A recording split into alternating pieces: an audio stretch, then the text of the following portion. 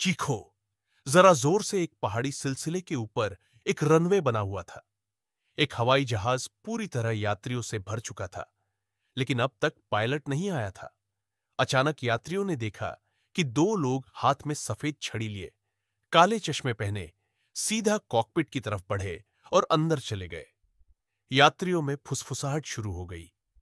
ये दोनों तो अंधे हैं।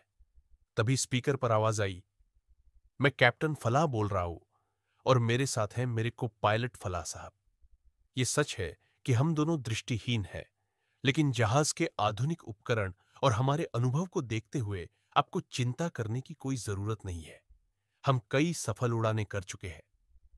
यात्रियों की बेचैनी थोड़ी कम हुई, लेकिन चिंता अब भी कायम थी।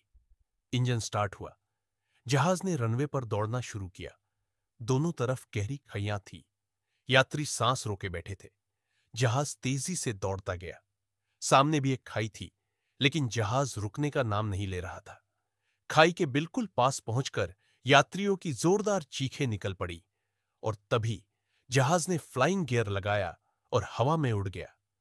माइक खुला रह गया था। को पायलट की आवाज आई, गुरुजी, किसी दिन अगर यात्रियों को चीखने में देर हो गई तो क्या होगा? किसी भी उड़ान को बचाने के लिए जरूरी है कि कौम समय रहते चीख उठे। तभी पायलट फ्लाइंग गियर लगाएगा और जहाज उड़ पाएगा।